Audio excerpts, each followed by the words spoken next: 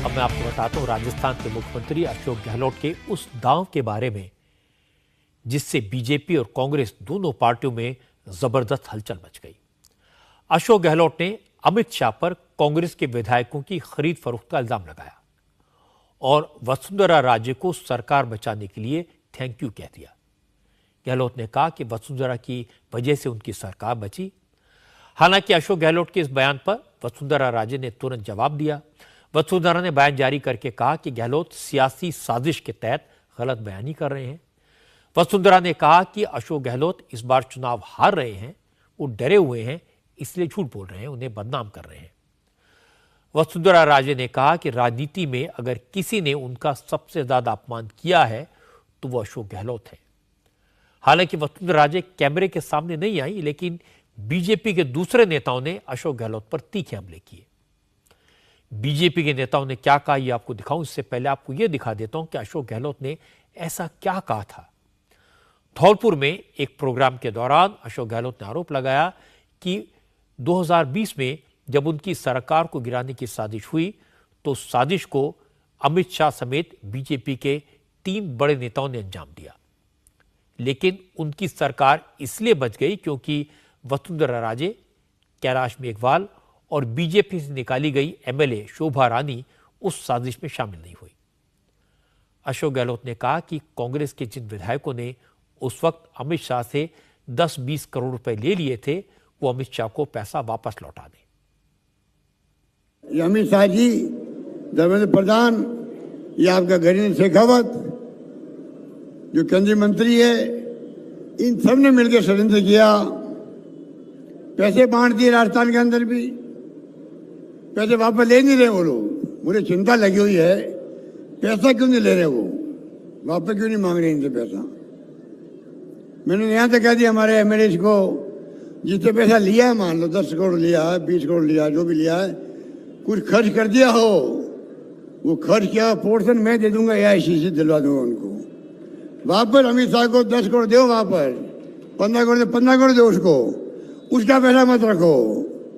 उसका पैसा रखोगे हमेशा अमित शाह आपके दबाव बनाए रखे, वो गृह मंत्री भी है, वो धमकाएगा, डराएगा। जैसे वो गुजरात में धमकाता डराता है, महाराष्ट्र में धमका के शिवसेना के 2 टुकड़े कर दिए, 25 एमएलए को ले गया। बहुत खतरनाक खेल खेलते हैं अमित शाह गृह मंत्री। तो मैंने एमएलए को कहा है, तुमने गलती कर दी, कोई बात नहीं, भूलो माफ करो। अमित शाह पर हमला करने के बाद अशोक गहलोत ने वसुंधरा राजे की तारीफ की। गहलोत ने कहा कि अमित शाह ने उनकी सरकार गिराने का पूरा इंतजाम कर दिया था। वो तो भला हो वसुंधरा राजे का जिन्होंने इस खरीद फरोख्त को सपोर्ट नहीं किया, इसलिए उनकी सरकार बच गई। शोभा रानी ने जब साथ दिया हमारा बहुत बोल्डली, तो भाजपा वालों की हवाई उड़ गई। शोभा रानी ने, दूसरा वसुंधरा सिंधिया ने, और तीसरा कैलाश मेघवाल ने। कैलाश मेघवाल को मालूम था, वसुंधरा राजे को मालूम था, जब शेखावत थे मुख्यमंत्री उस वक्त जो है उनकी पार्टी के लोग सरकार गिरा रहे थे। मैं प्रदेश कांग्रेस अध्यक्ष था, मेरे पास लोग आए, पैसा बढ़ने लग गया था उस वक्त में भी, अभी बढ़ा वैसे उस वक्त बढ़ रहा था, बढ़ने लगे पैसा। मैंने उनको कहा भले आदमी हो, तुम्हारा नेता भैरव शेखावत मुख्यमंत्री है, मैं पीसी का अध्यक्ष हूँ, वो बीमार है इसलिए गया हुआ है क्यूलैंड के अंदर, अमेरिका के अंदर, और तुम पीछे षड्यंत्र करके सरकार गिरा रहे हो, मैं तुम्हारा साथ नहीं दूंगा। मैंने उस वक्त कहा था अगर मैं चाहता तो उनके साथ शामिल होकर के सरकार गिर सकती थी भैरव सिंह जी की। तो मैंने कहा तुम मेरे अनैतिक काम कर रहे हो।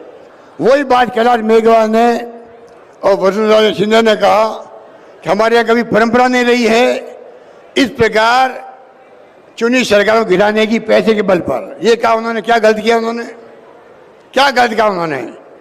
और शोभा रानी ने उनकी बात सुनी, वसुंधरा राजे की और कैलाश मेघवाल की। इनके अंतरात्मा ने कहा कि मुझे भी ऐसे लोगों को साथ नहीं देना चाहिए। क्या गलत किया शोभा रानी ने, इसलिए हमारी सरकार बची है। अशोक गहलोत के इस बयान पर बीजेपी में जबरदस्त रिएक्शन हुआ। केंद्रीय मंत्री गजेंद्र सिंह शेखावत ने कहा कि अशोक गहलोत कांग्रेस की अंदरूनी लड़ाई से ध्यान डाइवर्ट करने के लिए इस तरह की गलत बयानी कर रहे हैं। गजेंद्र सिंह शेखावत ने कहा, अगर अशोक गहलोत की बात में सच्चाई है तो सबूत के साथ सामने आए और अगर वो चाहें तो सीबीआई से इस मामले की जांच करवा लें। वसुंधरा जी हम सब की वरिष्ठ नेता हैं, राजस्थान की 2 बार मुख्यमंत्री रही हैं, भारतीय जनता पार्टी की 2 बार अध्यक्ष रही हैं। उनके लिए इस तरह का गैर जिम्मेदाराना बयान केवल अपने राजनीतिक हित के लिए और अपने विरोधियों को, अपने ही दल में अपने विरोधियों को जो है को मैसेज देने के लिए इस तरह का बयान देना। मैं चाहूंगा कि अशोक गहलोत साहब खुलासे के साथ में ये बात कहें कि कब, कहां और किस तरह से उनका सहयोग किया गया था सास और बहू के झगड़े में। पड़ोसी का नाम घसीट करके अपने घर की इज्जत बचाना ये कोई नई चीज नहीं, it's not an uncommon phenomena. अभी भी आपके पास में रास्ता खुला है, आप तय करिए और अगर आपकी एजेंसी उसका जांच करने में सक्षम नहीं है तो सीबीआई को सौंप दीजिए। राजस्थान विधानसभा में विपक्ष के नेता और बीजेपी के लीडर राजेंद्र राठौड़ ने कहा कि इस मामले में कई एफआईआर दर्ज हुई थी, लेकिन गहलोत के इशारे पर मामले को बंद कर दिया गया। राजेंद्र राठौड़ ने कहा कि अब अशोक गहलोत को सब मालूम है तो फिर वो एफआईआर दर्ज क्यों नहीं कराते। और कह रहे हैं कि उन्हीं के विधायक जो मानेसर में गए, उन्होंने पैसा लिया, उस समय 3 एफआईआर दर्ज कराई। माननीय मुख्यमंत्री, गृह मंत्री भी है, इन्हीं के निर्देश पर उनमें एफआईआर लगी। जब इनको पूरी जानकारी है किसने पैसा लिया और किसने पैसा कहां उपयोग किया, तो मुख्यमंत्री जी गृह मंत्री के रूप में इतने बड़े अपराध को अपने सामने घटित होते क्यों देख रहे हैं? क्यों नहीं एफआईआर दर्ज कराते? क्यों नहीं उन लोगों को जिन पर वो गाये बागाये आरोप लगा रहे हैं अपने मंत्रिमंडल में शामिल किए बैठे हैं? मैं समझता हूं कथनी और करनी, इन दोनों का ये अंतर अब राजस्थान का आवाम अपनी आंखों से बड़ी अच्छी तरह से देख रहा है। अशोक गहलोत की राजनीति को समझिए। उन्होंने दिखाया तो ऐसे जैसे वो अमित शाह और वसुंधरा राजे पर अटैक कर रहे हैं, लेकिन कहीं पे निगाहें, कहीं पे निशाना। असली निशाना तो सचिन पायलट थे। उन्होंने सार्वजनिक मंच से इशारों में एक बार फिर से बता दिया कि सचिन पायलट अमित शाह के साथ मिलकर उनकी सरकार को गिराने की कोशिश कर रहे थे और वसुंधरा राजे ने उनकी मदद की।